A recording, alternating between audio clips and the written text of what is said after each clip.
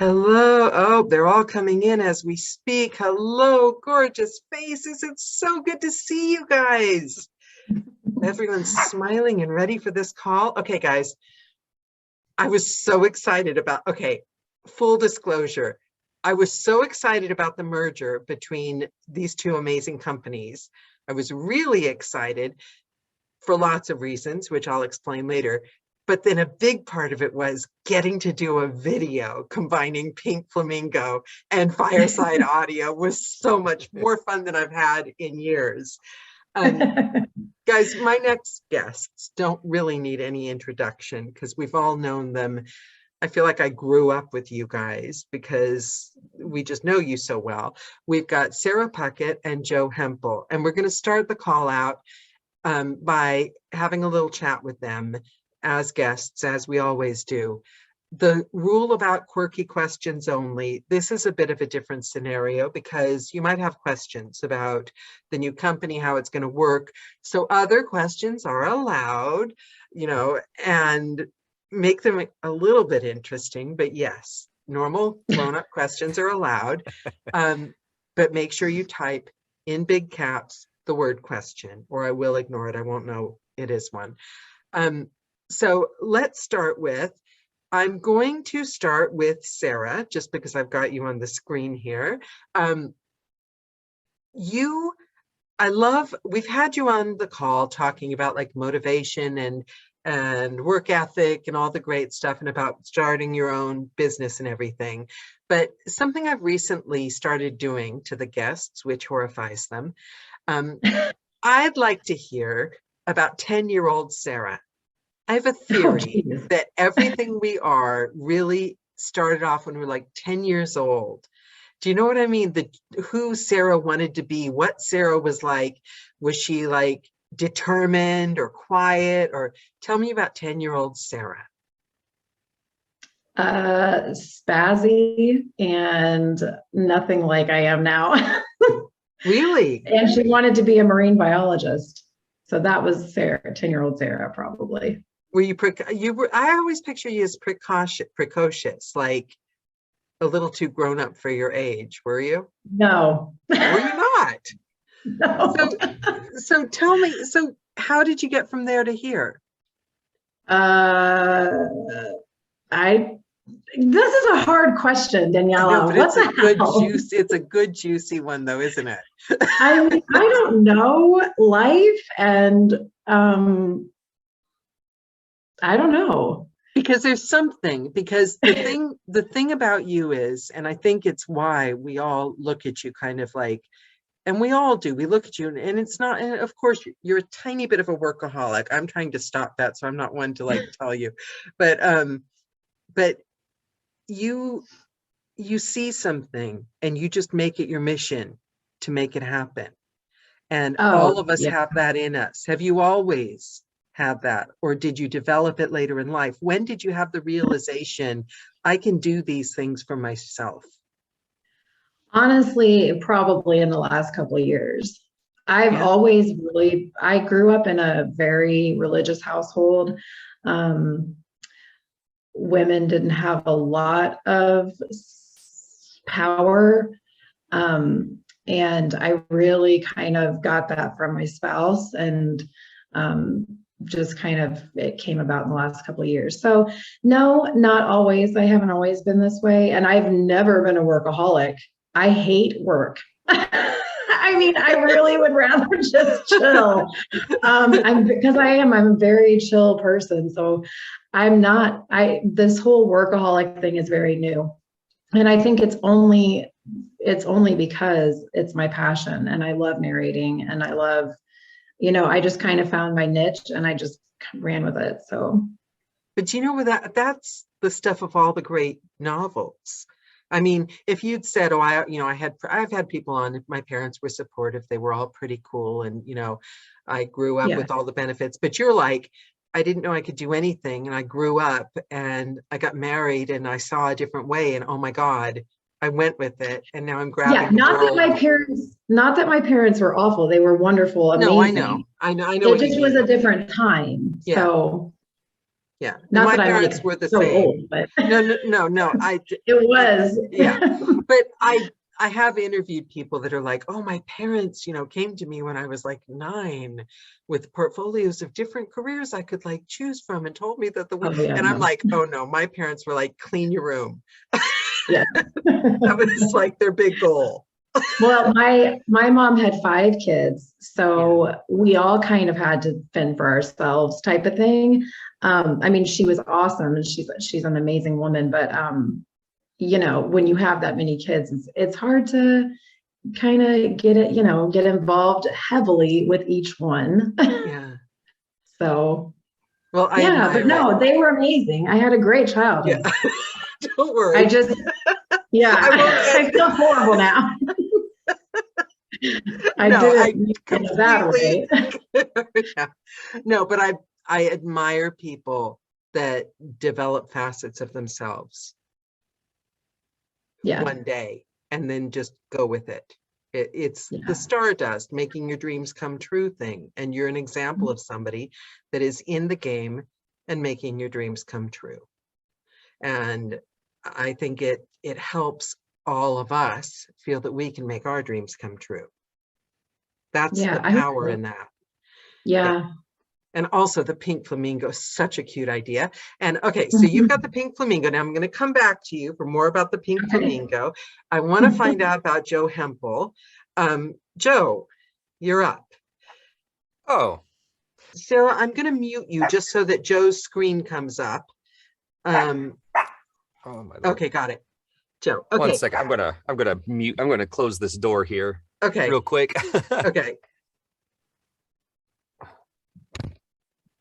Now, the first thing I knew about Joe Hempel was from the when you're new and you join and you go on like the indie group and you see people's posts and it's so I'm like, oh my God, I think just Joe Hempel, one of the guys that like is on all those posts. And it's like, but then I found out Joe Hempel is the man of mystery, the horror guy, the expert, which is the genre that I'm like have a massive weakness for. And plus you're very well respected. You're an expert in your field. Am I wrong, but were you the guy that was helping people figure out how to do good royalty shares as well? Was that you? Yeah. Or okay, yeah. I did that. There's me and a few other people that did that, but yeah. I never understood it and I never did well at it ever from the beginning. I had a talent of going the opposite way and finding the least possible royalty shares on earth.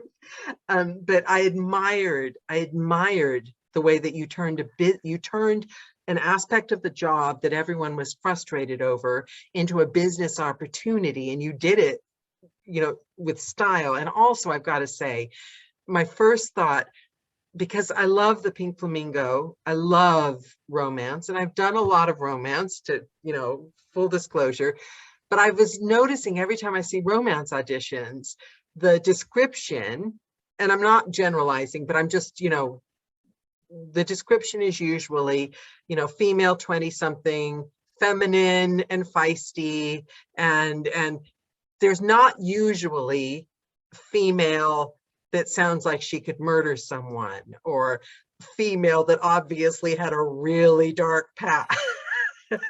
You know what I mean? So when I heard horror was joining with Pink Flamingo, all the bells and whistles went off, because thinking, ooh, maybe we could get some females that might not be feminine and feisty and might be, murderous and twisted and disgusting. So, Joe, tell me about 10-year-old Joe. Oh Lord. 10-year-old Joe was glued to a television watching WWF in the 80s. Oh, wow. That's what, yeah, and that's what I wanted to do. I wanted to somehow work in professional wrestling. Did you ever wrestle? Did you wrestle yourself? No, well, when they needed a warm body, and I just was put under a mask because I was a referee, and I actually, but I worked mainly in production for a developmental for the WWF developmental territory in Cincinnati. So all the guys that were on TV coming back from injuries and training, having contracts and training to get on TV and stuff like that. That's where I worked. And I worked and trained as a referee and did production. And whenever there was a warm body that was needed and they didn't have anybody, I would go under a mask and go get beat up. Wow. So what did you like about it? The performance, the excitement? all of it. All of it. Really? But it's not real, is it? So let me ask you a question. If somebody were to come over and pick you up and throw you on the ground, do you think that would hurt? Yeah, I'd probably break like 6 bones. There you go. It. So predetermined, it doesn't necessarily, yes, of course, punches and kicks are fake, but anytime you hit the mat, it's like getting in a car wreck. Anytime you, anytime you hit the mat, anytime, the bodies collide, something like that, you're always going to have that effect. And one of the first things that they train you to do when you're taking falls is it builds up the neck strength so that your head just isn't whiplashing back and forth. So yes, all of those falls, all of those bumps, all of everything that you see is very, very real. It's just predetermined. It's just, it's soap opera for men. Ouch. Somebody says, Kim wants to know, did you ever get pile driven? No. What is that? No. Is that? I would, another wrestler holds you upside down and they drive your head into the mat.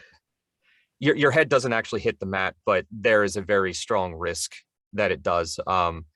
I think Steve Austin had his neck broken with that move. Oh my God.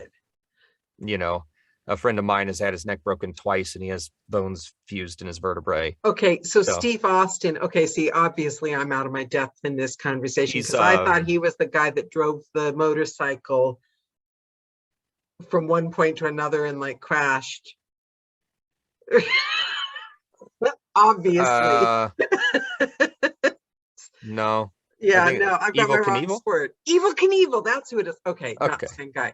What is the mat made of? Curtis wants to know.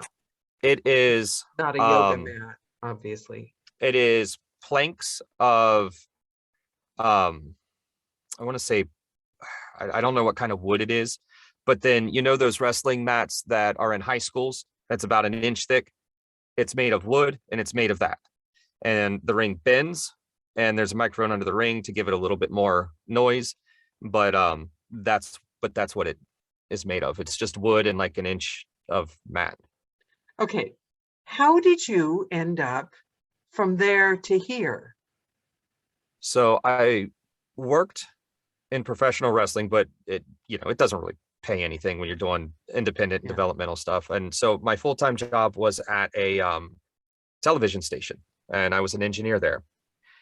But needed to figure out something because the pay wasn't great. It was me as the only one making money, trying to raise at the time like a family of 5. And what's your mindset at this time? I don't want to leave wrestling. It's the love of my life. What am I going to do to pay I still my did rent? that part-time. Okay. I still did that part-time. And when I say it pays hardly anything, it pays hardly anything. That has no factor in it. But But yeah, no, one year I'm like shopping at the dollar store for Christmas because we're making no money, food stamps, stuff like that. And something had to change. And I had a love of books and was reviewing books and things like that. And I had found out what ACX was.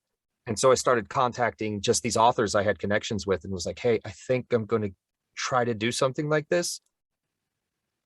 Do you want me to, can I take a shot at your audiobook, at doing your audiobook? And at that time, audiobooks were new. So they were like, yeah, sure, why not? Just extra stream of income, that sort of thing. And when I came in, I didn't really, it was a way to see if it would work. And I figured there was one thing that I could cut out of my life and sacrifice some to make this work, and that was sleep. And so I slept for about a year and a half. I'm noticing a theme between you and Sarah here. Yeah. So I slept for about 3 hours a day and worked 7 days a week for about a year. Wow. Before I built things up, because my business strategy going in wasn't a single book has to sell well. It was, I'm going to do a bunch of books, and the cumulative, and every book is going to sell a little, but that accumulation is going to bring in an income. And the ones that hit. Only 20% of the books that you do on royalty share, mainly less, are going to do well. So it's the very definition of that 80-20 rule. It's the lack of, but you have a lack of control, because in my experience, two times, once I had an author, when I first started, I'd done a royalty share, like one of my first books. I didn't even remember it. ACX decided they must be fraud or something, even though the author swore they weren't, and took it down and froze all my money. All my other royalty share books, I didn't get paid for 4 months with no communication. And then recently they had a weird glitch in their system with tax validation, didn't get paid royalty shares, me and a bunch of other narrators, for 4 months. So I think that's, even if I could figure out how to make money off of it, that fact would always bug me. Do you know what I mean? I hear what you're saying. I personally have never experienced anything like that. I had one author that was taken down because they violated KDP rules, and they were a USA Today bestselling author. And they didn't freeze your money. No, because I didn't have any part of, like, I auditioned for the book, like our transactions were on ACX, and most of it was per finished hour. We did like 3 or 4 royalty share, and he started just posting them elsewhere because he lost all of that income from Amazon, and he just bought me out of the royalty share ones. But no, they never froze my money. They never did any of that. I'm very picky, like very, very picky when it comes to ACX. I hardly ever audition on ACX. I bring authors to there. Yeah. And those are the ones that you will generally make money on. But yeah, that's what I did. And in about a year, I was starting to be able to dig out. And from that point on, it was networking, conferences, things like that, just hit all of that as in person, hard right? as you can in person. I admire that you did that, though. I admired that you managed that, and that you managed to master the royalty share. And not only that, but you didn't just keep it as your own little secret. You helped other people. I think that's, yeah, that's amazing. Yeah, there's books that sell, and they're out there for everyone. You don't have to. There is not a scarcity of new books coming out. Yeah. People are writing every day. Yeah. But it was, I became an audiobook narrator basically because I was tired of making hardly any money, and I formed a plan that it was going to be do a lot of books over about a year's period of time. And I think within my first year, I did about 35 books, and just build that up. And if I got, if some of the books sold well, fantastic. I managed to weasel my way into an author's messaging, and he recommended me for Audible Studios title, and that was the first publisher book I got, and I took every single bit of that money and put it right back in. Yeah. Like, I mean, it was one of those, okay, I'm living poor now, I can live poor for another year and take every single dime that I make and invest it right back in. And then that's how it grew. What about Fireside Audio? What was the evolution into that? Was it like Sarah with Pink Flamingo? You had a dream and you're like determined to get it to work? And how did that start out? No. So Fireside was born out of not being booked in 2020. I had done hundreds of audiobooks, and I found myself with no books in the summer. All my avenues of reaching out and all that stuff, there was just nothing. That There was nothing from indie authors, absolutely I nothing. love that you proved my favorite thing, because don't I So- always say, guys, the minute you have a dry spell, it's right before a step up. When something amazing happens, it always means that you're ready to like take the, and it always sucks really badly at the time. Yeah. I love that. So what gave you the idea? What happened? Well, horror is an underappreciated genre in the audio world. You know, there's no horror category on Audible that is, you know, whenever they do their sales and stuff, it's always mysteries and thrillers and sci-fis. There's no horror. There's no audiobook awards for horror. They have categories for AI, for God's sake, but they don't have horror. So I was like, I'm going to flood the market with horror audiobooks, and we're going to force this in there. And so I felt that there was a need, and it wasn't being filled. And so that's where my strength was, and that's where I went. Okay. So did you write, I'm going to make this into a company? I literally, can you tell that I literally have no clue how somebody goes from I have an idea to I have a company? I just said I did.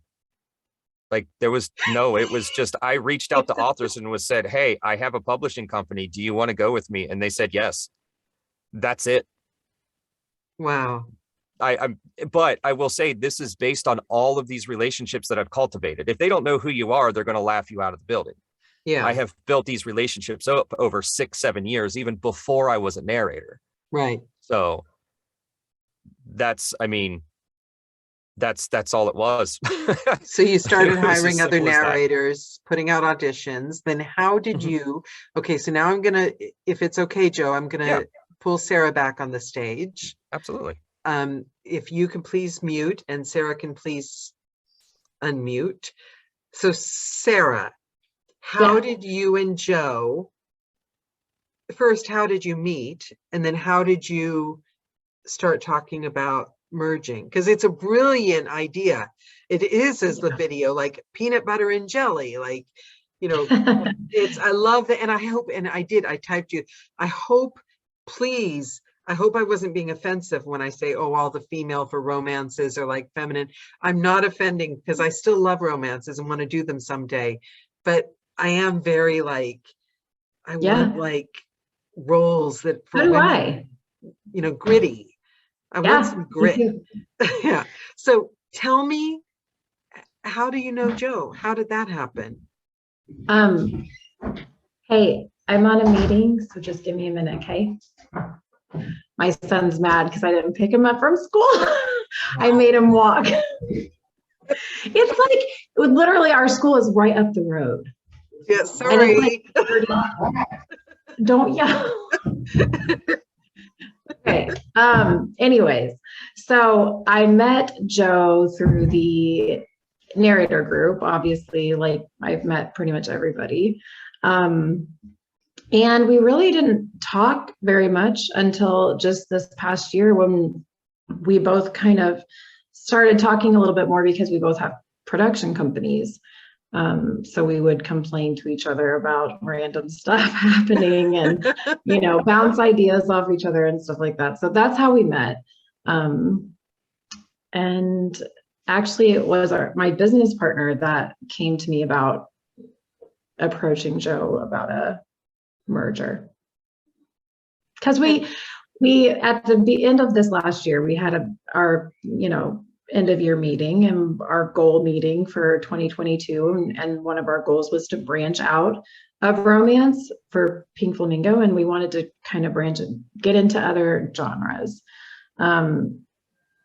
because we want to eventually be in all the genres. And it's hard to do with being named Pink Flamingo. Right. You know, that's the thing. Your branding is so strong, and you don't want to lose that, because that's such an appeal. That was brilliant. Yeah. That was, and because I can't think of another company that you would think of when you think of horror other than Joe's. So two incredibly strong brands, you know, like Nike and whatever. I don't know. Yeah, I think that was the thing. There was no possible way I could bring another genre into Pink Flamingo. It's romance. It's known for romance. We have hundreds of authors already that are all romance. So it's just, there was no way to do anything different. And so it just made sense to partner with Joe, and he luckily liked the idea. So And you guys can share your resources now, right? yeah. And streamline everything. Did you have to do the whole scary contract lawyers and all that stuff? That would make me cringe. That's the part about business that freaks me out. It did at the beginning. When I first started Pink Flamingo, it was very scary. Being unsure, because I did all of our contracts and everything, and just, trying to make sure that I'm covering our ass well enough. And so it is scary until you kind of know what you're doing. Yeah.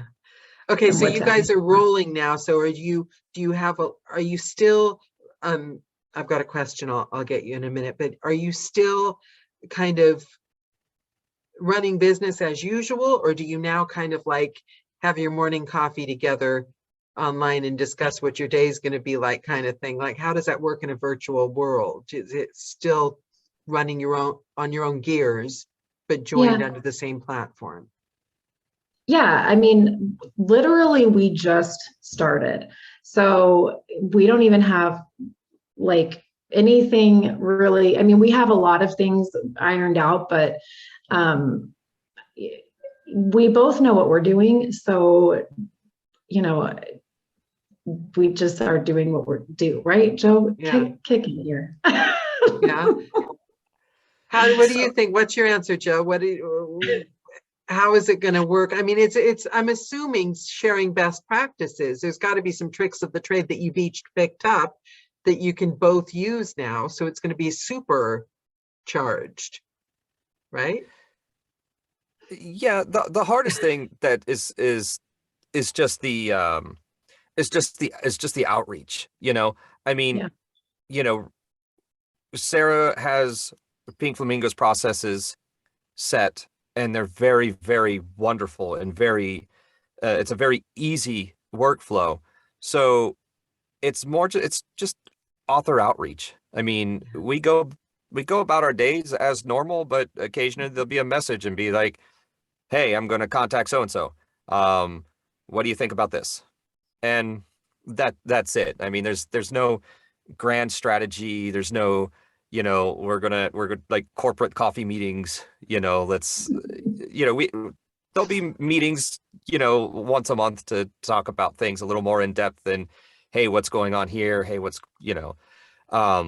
but for the most part, yeah, we go do our own thing. And, I think Sarah trusts me to know the horror genres and know about some of the thrillers and sci-fi out there, and, to bring in good titles as the executive producer for Fireside Horror. So yeah. So if I'm understanding correctly, if we're already on the Pink Flamingo roster, we will now see auditions for Fireside Audio as well whenever the new auditions come in. Yep. With lovely damaged female characters in horrible situations. Yeah. So do you do, what about post-production and everything? I don't completely understand, and I'm sure it's been explained, but I'm thinking for the benefit of our studio audience, what are we looking at post-production wise and union rate wise? Do you guys want to kind of run down the basics of that, whichever one of you feels you want to do it? Rate wise, will you still have royalty shares? Are all auditions open for everyone? How is post-production handled? What would you like us not to do? Go. I mean, as far as rates go, they're going to continue to be the same. I will always fight to be allowed to do royalty share, but we are a union, so we have to go through certain avenues. But I love royalty share, so I'm always gonna. Hopefully, we'll always have those titles available. post-production is normal. I can't remember. So people deliver raw. I've never done anything for Pink Oh, Flamingo. So I'm that's true. I'm thinking that people are going to be watching this in like 60 years, just happen upon it on YouTube. They might not be familiar. So do you have people supply raw files to you and then you edit on your side? Is that how it works? The same as with Yes. like Tantor and Yep. yep. Yeah, we ask for raw files for everything. We have proofers, editors. We have a whole entire post team that handles all of it. Okay, so it's just basically the same as you would for any publisher. You do a great job, supply a raw file, make sure it's mastered and professional, and that you sound brilliant, really. Yeah. Yeah. And Joe, the same for you? Yeah, we're all under the kind of the Pink Flamingo umbrella. So the processes for us are exactly the same. Completely the same. It's yeah. And kind of our launch party or something like when we did that Monday, it was, if you're working for a Tantor or Highbridge or Gildan, that's all under the RB Media umbrella. It's the exact same process. Got it. Okay. Yep, Fireside Horror is under the Pink Flamingo Productions umbrella. Got it. Okay, so it's very, very exciting. What are your big plans? What are you looking, because every business, I'm getting smart about the independent businesses here. Every business has their 1 year and then 5-year plans. What are you guys looking at down the path?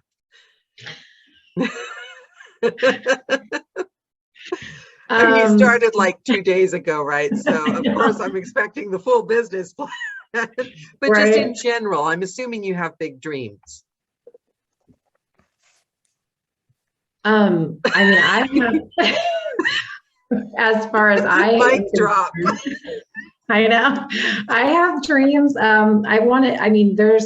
There's goals that I have. We haven't really had a sit down for our 1 and 5 year goals yet. We will be doing that at some point, but we're just trying to make it through our launch here. Maybe this is just me, but you know how it's easy to look back. We've got the childhood things that were like household names, brands that you all knew about. And you look back and you think, oh, well, obviously that was always going to be something. Is it just me? Do you guys, I know you're in the middle of it and you're probably staring down the barrel of like deadlines and doing this and doing that and tired from getting it up on the ground. But there's something about it. There is something about it. Do you guys not get that feeling that something has started and you don't know where it's going to go, but it's something kind of bigger than what you're doing today? This is something that could be big. Yes, absolutely. Yeah, it's one of the reasons that I didn't even flinch with a yes. Yeah, I was so nervous to talk to him. I was like, I had to get everything, all my whole offer out, together. And then when I sent it to him, I was like hyperventilating, waiting for him to reply. And it was like half an hour later and he's like, I love it, in all caps. And I was like, I almost cried. It's like one of those things that exists before you have the idea. Like it was always there, just kind of waiting for you guys to catch up. Right. Mm-hmm. I think the great things are things like that, where you just get a feeling that they just always were. Yeah. Yeah. And it's, we can sit here and we can ask these questions, but the exciting part about it is there's no way you guys can know where it's going to go. It feels like it's got like a momentum of its. Don't you get that feeling? There's a momentum of its own. I mean, I don't know. Yeah, I guess so. Yes. But I will definitely be driving that train in the direction that I wanted to go in. Yeah, well, I'll tell you when I first got the feeling was I'd already heard about it and I thought, wow, brilliant idea, selfish reasons. But the excitement behind them had that feeling of like, although I don't love Clubhouse, remember when Clubhouse first became like a thing and people were like, have you heard of Clubhouse? And like anytime it would come up on something, it'd be like 6 million posts about Clubhouse. So even if you didn't want to know about it, it was in you. This is the feeling I'm getting. Like you guys are like the new Clubhouse, but like not Clubhouse. Is Clubhouse still a thing? I don't hear about it anymore. No, because you guys are here now. You know? Who needs Clubhouse? You got you. Yeah, no, it's I love that. I love feeling like I was here in the beginning. And pretty soon you guys will be too famous and won't have time for cup of Yeah, right. I don't know about that. So now I'm going to hit you with a question. I want to be mindful of time, so I'm going to be careful and give you guys enough time for this since there's 2 of you. But I'm also going to let the studio audience warm up, and you know who you are. Are you still here? Yep. One person in particular excels at this. Yes, you've got that, Kim. They know me well. But also for after that, if anyone has any quirky questions, we don't want, or even any grown-up legitimate questions as well. We don't want to let our guests off this easily. So put your thinking caps on. So thank you, Kim, because you knew I was going to ask. Time capsule. You're in school. You know how they bury a time capsule. I never got to do this, so I make you guys do it on every call. You get to put something in the time capsule that the YouTube audience or somebody's going to open up in 60 years or so and see. Last words you want to leave people with, what you want to be remembered by, something quirky, even a funny joke. What would you, the essence of who you are and what you really want to say to people, what would you put, and let's start with Joe because you happen to be on my screen now. What would you put in your time capsule? Oh, wow.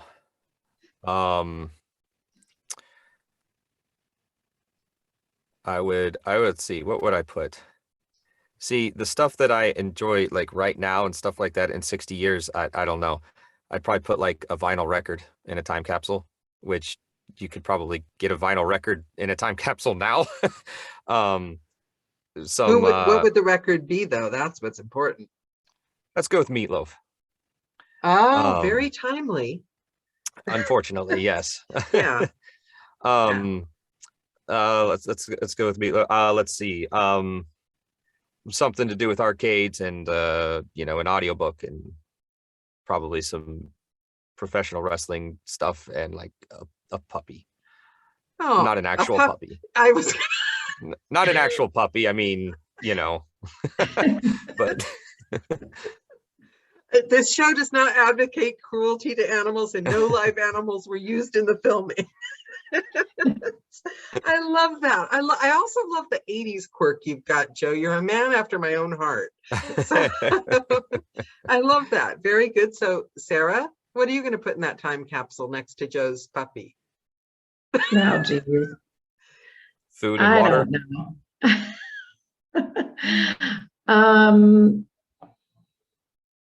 I don't know.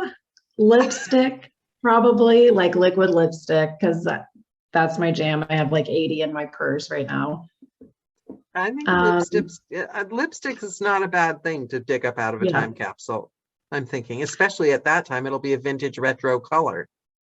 Right. Yeah. I don't know. A flamingo's fluffy, probably, because, you know,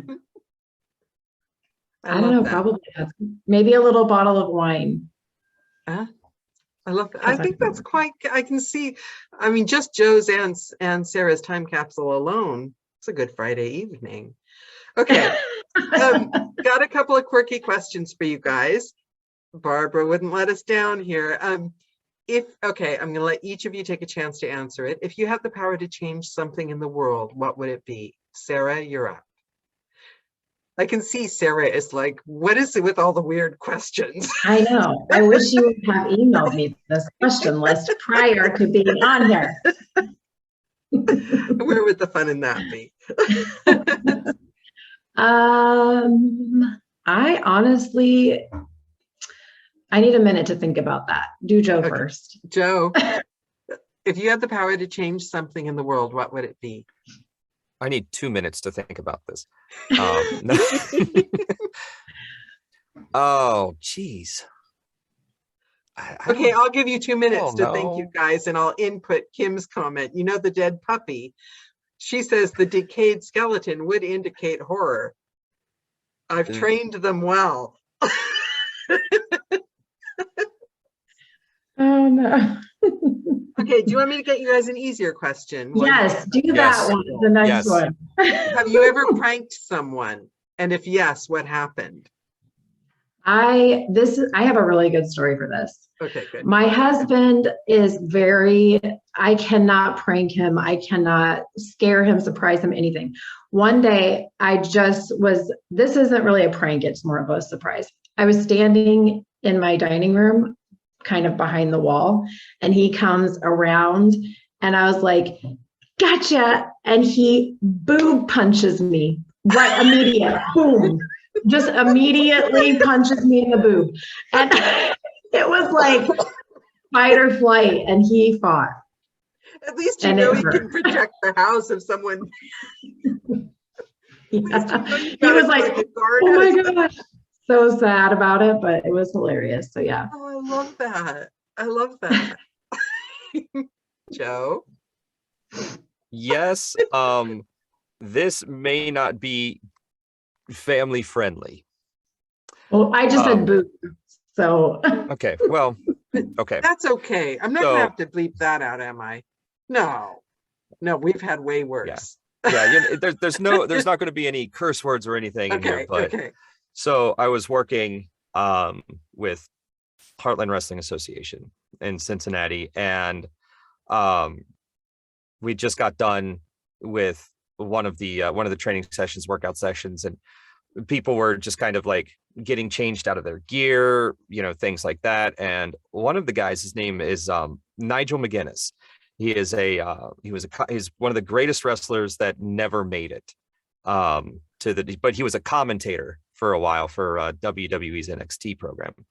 And I had grabbed his towel just, out of his bag, just because, why not? We always prank each other. So, but I knew there were people out in the lobby. And so the kind of guy he gets up and he tries to chase me to get the towel. He's butt naked. He's butt naked. So I run out into the lobby thinking he's not going to chase me. He chases me out into the lobby with people there, and they're there for, wrestling reasons. So it's not like they should be this, but he does not know who he is. So I guess it's not really a prank, but the end result is very funny because he runs out into the lobby. He sees them. He's butt naked, stops. Hi, I'm Nigel McGuinness. Nice to meet you. Hi, Nigel McGuinness. Nice to meet you. Just butt naked, and then just runs back into the building. I guess when you do that for a living, you probably aren't self-conscious much. No, nobody cares. Nobody cares. I love that. I love The that. great thing. Like, it's a great thing with that industry. We had accountants, we had school teachers, we had muscle guys, we had and everybody belonged. So, nobody's. Yeah. You know what? That's how I felt in burlesque. That's how I felt in burlesque. I was proud of my friends. Nobody fit into anywhere else. But when you all got together in a beautiful mess of a room with a million sparkles and weird outfits, and we were freaks in the best way. And then freaks are the exactly it. most gorgeous people in the world. If you were an animal, okay. I've got one more quirky question, but then I do have a serious question that I'm dying to ask you guys. And then I will let you off the hook, I promise. If you were an animal, oh gosh, you guys are hitting me left, right, and center. Okay, too many questions. Okay, I'm going to ask, you can choose between these two questions and answer one of them. If you were an animal, what would you be and why? Or what is the scariest thing you've done, Sarah, or the most romantic, Joe?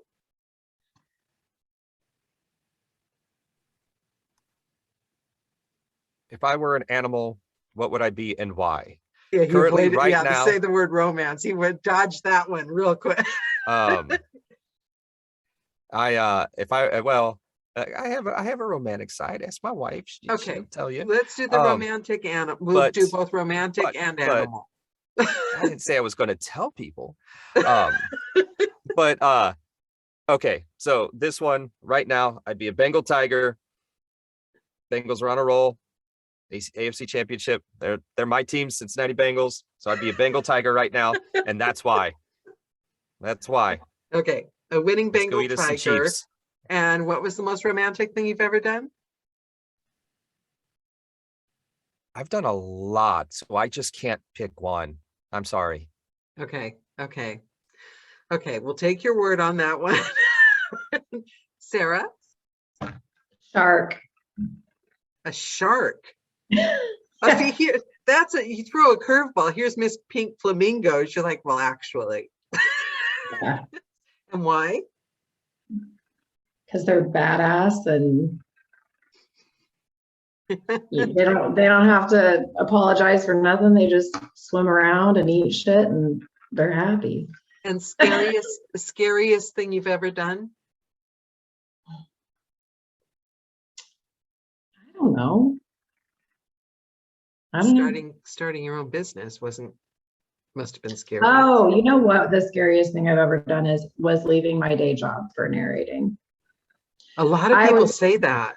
Yeah, I was very excited about it and felt really good about it, but I was also very nervous. I had a really good plan set for when I quit, but you know, being a freelancer, you know, it's hard. It's scary to think you're changing the kind of person you are. Literally, they're completely different human beings, aren't they? Yeah, and I have a family, and you know, we have you know, a home that we have to pay for, and just, you know, so it was scary. I remember that when I wrote a resignation letter because to like, you know, 6 months from now I'm leaving and everything. Luckily I got made redundant because I don't know if I would have had the guts to kind of make myself do it. But I remember after I was like sitting here, like 2 weeks after I was redundant, sitting on the couch with a friend from work. And I'm like, okay, I don't understand. How am I going to ensure that I've got money after like the next 6 months? Like, how am I going to be positive? Like, where is it coming from?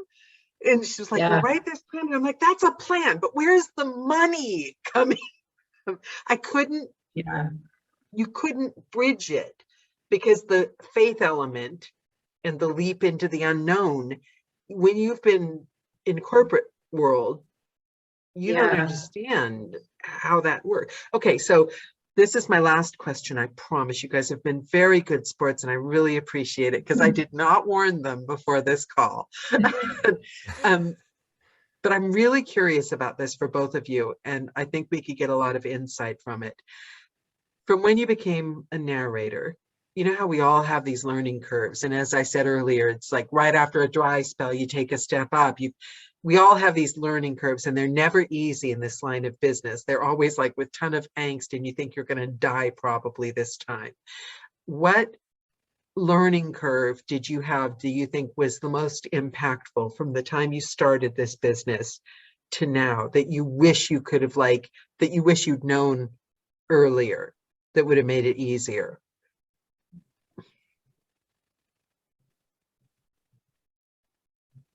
I'm going to say for me, it was not undervaluing what I was worth.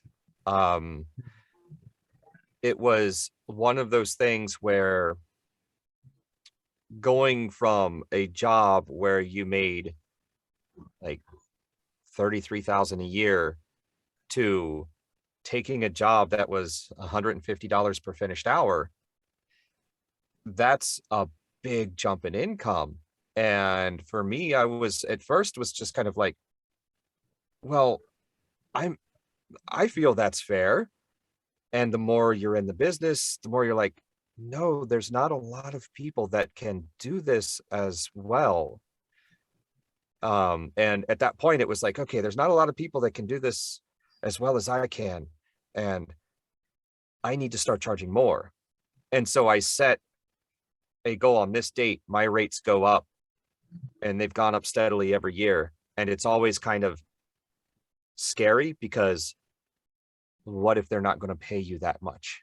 Like, Yeah, what it if, is very scary. it's, I love that you're saying this. I love that you're addressing this, because the reason I asked this question is because we have a lot of new narrators that watch these shows.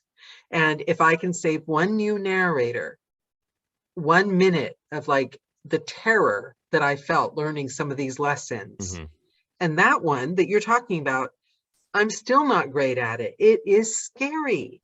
And you feel that doubt, no matter how often you ask for the higher price, you're still tempted to go, oh, well, except for you, I'll make an exception. Please still be my friend. Yeah. I have lost clients because of it. Yeah. But I tell you what, other clients came in and filled that slot. So you'll absolutely lose some clients when you raise your rates, but you will find almost better quality too. I feel like the lower you pay, the more of a headache it is, or the lower they pay, the more of a headache they are. And when it's a headache, you bring that with you into the booth. When you're worried or you're stressed or you're not feeling great, you subconsciously, you do a better job when you're feeling worthy and respect. And not only that, you're so, oh my God, you're so brilliant. Because I was thinking the other day that in the past, if I would, I never had dry spells, because if I got even, because Sarah knows me, I'm embarrassed about how much, but if I even got close to a dry spell, I would grab all the low hanging fruit for the sake of being very busy.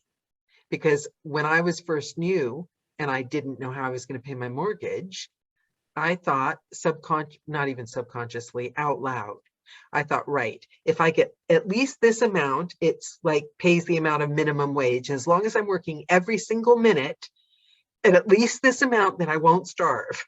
So I kept doing that. You have to rate yourself at some point and have a good talk with yourself, don't you? How long did it take you, Joe, before you got that? When I quit my full-time job. Yeah. When I quit my full-time job, it was, that being said, whenever I see a dry spell coming up or something like that, I'll fill it with royalty share. Yeah. Like I don't have a problem with that. And it's one of the things royalty share has allowed me to do because of those books that add up. That residual income coming in every single month is it's a lot smaller than it was before, because I only do one every month or quarter. Yeah. But that adds up and helps provide that little cushion. But the good things can't come in if there's no space, is there? If you're grabbing the low-hanging fruit, you're not leaving space for the really good quality. I'll stop you right there. Royalty share isn't low-hanging fruit. I'm not talking about royalty share. I'm talking about what you said earlier about taking the jobs at the lower rate. Yeah. Well, because to me, I would do public domain, which is royalty share for me. It's just I'm not reliant on ACX. See what I'm saying? Right. So I don't want to get sued. Should I bleep that part out? But yeah, it's what I'm saying about, I mean, by low hanging fruit, I mean the writer that comes to you and says, oh, I'll give you, I'm not going to say a rate because everyone compares the minute you say amount. I will. But the writer that wants to give you way less than you know you should be working for. PFA. Yeah, I will do royalty share before I accept any. I'm doing a royalty share book right now. It's fantastic. Yeah, I'm not against royalty share. I admire people that can make money off of royalty share, and I've had some beautiful projects that I've not done. My only reason is that I've been burned. My pay has been frozen twice for things out of my control. Yeah, it's definitely hard when Amazon controls 60% of the market share in audiobooks. Because that could happen to any of the publishers as well. It doesn't matter. It could happen to any publishers as well. So it's unfortunate. It's not just individuals. Unfortunately, it can be everyone. Yeah. And it's like gambling. It's like you remind me of those people that are so good at poker that you can show up to a game and it's a business. You can make it yourself. I am good at poker. Are you good at poker? Really? Yeah. See, I don't literally know good at games like that. Really? Yeah. Remind me not to piss you off. So like all the bluffing and everything? Yeah. Really? I mean, yeah, it's part of it. I love that. That's really impressive. I've got a whole new image of you. Shark and Really? poker. I'm thinking pink flamingo and lipstick. So what would you tell younger narrator Sarah that maybe you can save a new narrator out there having to learn on their own? I mean, I think you should get with somebody who's really proficient in your DAW and learn it 100% and learn how to edit your own work. I think that's the biggest thing that has helped me moving forward in my career, is that my audio now is just clean, because I spent so much time learning how to edit my own stuff, and it was shit because I'd have mouth noise and just crap and knocking. And so learning how to watch your waveform as you're recording, or like, keep an eye on it as you're recording, so that when you get out of the booth, it's basically edited. I mean, you don't really have to touch it. I think that was one of the biggest things for me. And I spent months learning how to do that. And I've worked with Don Barnes, and he was wonderful. So, but that's if you're using Studio One. But I won't go into all that. I'm just saying that's what I would probably. But I remember when I met you, you were like, you weren't sleeping. You were so hands-on with your own work. So you became, but it's good because you became intimately familiar with your narrating. I mean, I understand not editing and outsourcing, but I don't understand not knowing how. Yeah, I don't think editing your own work is necessarily, I think you can do either way. Yeah. I just think you should understand your audio and what you're doing in the booth, so that you're not giving other people shit audio. Yeah. And, audio with a ton of, issues that they're going to have to go through and fix. Yeah. Yeah, I agree with that wholeheartedly. I agree with everything. You guys are just fabulous. Thank you. And thank you for being good sports. Might not be the conversations you expected, but we got some gems in there, I'm telling you, for the YouTube audience. And I do go and edit out my double chin afterwards. So if there's anything you regret, don't worry, let me know. Thank you very much. It's been a pure joy. It was wonderful seeing Sarah again. And Joe, it was lovely meeting you. And great to meet you. And you were, for when we were new, you were like your royalty share advice and information. You were one of the people holding a hand up. Yeah. To me too. Yeah. So yeah. It's a big deal to be that person, because they're in a business like this. It's a friendly industry and everything, but it can be overwhelming. And what you've done for many people is we're all very grateful, Joe Hempel. It's a way to give back. A lot of people were there along the way to help me, and it was very tough love help. It wasn't, oh well, maybe try this. It was, no, this sucks, you need to do it this way, kind of thing. Yeah. And but yeah, if without those people telling me I was terrible, I wouldn't be where I was at, where I am at. Well, your advice about royalty share, I think, was boundless and wonderful, and a lot of people can use that, especially in the market today. People breaking into the business, royalty share is a way in, but you have to learn it as a business and find your way around it. Don't be stupid. Don't go in oh, I think it sounds good and I'll get my name up. You know what I mean? And if you do, use a pseudonym, because seriously, you will not want that up there with your against your name. That's true. That's another good point.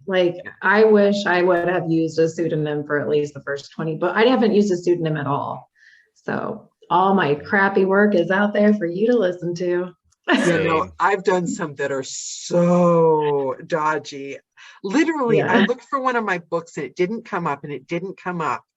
And I was looking, I was like, why is this book not up? Because I was like all about the numbers at the time under my pseudonym. I found it by Googling it on a porno site. Oh So my gosh. it was through a publisher. So like Wow. I had no like, I mean, I'm so glad I used a pseudonym because my family, I'm a good girl. Do you know what I mean? We don't have control over it once it's out there. So be No. very careful that you don't put your name up against something that you don't want like your niece to see when she's like 10.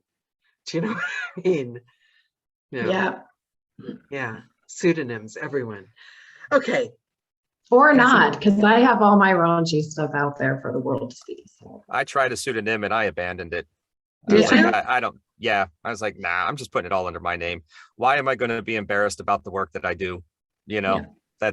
I'm like, nah, there's mean, reasons for people to have it and Yeah. that people want it. For me, I don't care. Well, I mean, if I really think about it, am I a hypocrite? The gender swap space stuff, definitely a pseudonym. But then again, a normal day is a bloody murderer killing 1,700 people and like hacksawing people. And that I think is perfectly fine right next to the religious book and Amish book that I did. Oh, yeah. See, I don't do work like that, but Which ones? The Amish or the hacksaw? Yeah, like I don't do religious work, but my dad is a pastor, so he can go on there and see all of it, and he's very supportive. He loves it. I mean, So. I don't mind. It kind of boggles my mind that people would go, "Oh, her," for that, you know. But if they're nice, I'll do it. But yeah, I can't pretend that I don't prefer the hacksaw. Blood in the first 5 minutes, and it's, you know, good. Yeah.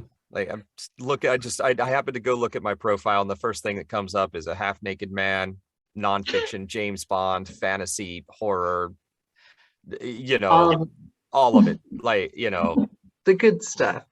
Do you find it goes in spurts? Because I have bits right now. I'm doing all these ones about people that like go to heaven and like come back, and different like sci-fi kind of things. And sometimes I went through a bit where everyone loved me for religion. Then I went through an Amish phase. Then I went through a psycho killer, you're always going to kill the animals, it drives me crazy phase. Do you find that your work comes in phases? Like different types of books come to you at different times? No, just me. Maybe it's the universe. Yeah, say I'm booked with horror, science fiction, nonfiction,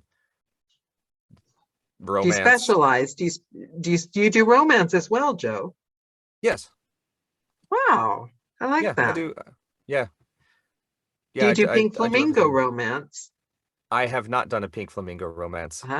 See, we got good times to come. So, and we'll have Sarah doing bloody guts and horror. Hopefully. Yeah. I only do romance. You don't only do romance, do you? You do a lot of like sci-fi stuff, don't you? No, all 200 and whatever titles, they're all romance. I thought you did like fantasy kind of sci-fi, like paranormal stuff, but it's romance. Yeah, but that's paranormal. It's not totally romance. No, but it's a romance subgenre. Is it? Yeah. Yeah.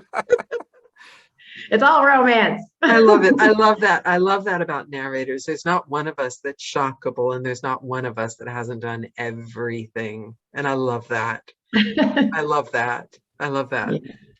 Okay, guys, I better end it. I'm going to keep you guys on here forever. Have a wonderful night. Thank you to the studio audience. You guys were terrific guests. If we didn't have COVID, I'd have you over my house for a drink. You guys are so much fun. I hope you have a wonderful night, and thanks for the time. Thank you. And I can't wait to see where the business goes. And remember, you still know me when you're rich and famous. Yes, we do. Okay. Bye, everyone. Bye. Thank you so much. Bye. Thanks, everyone. Bye.